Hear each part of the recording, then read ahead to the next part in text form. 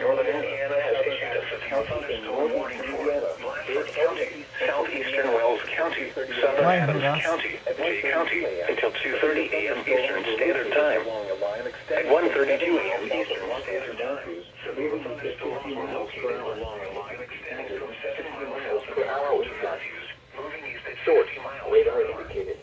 Expected hazards include 60 miles per hour. Missed an SVR, but that's fine. This is reducing Safety matters more than the following impacts are expected. Expect damage to roofs, on the other side of the siding, state. and trees.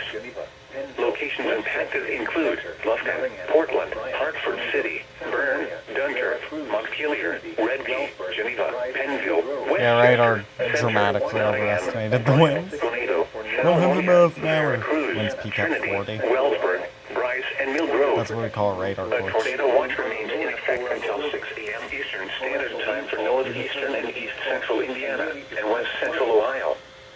For your protection, move to an interior room on the lowest floor of the building.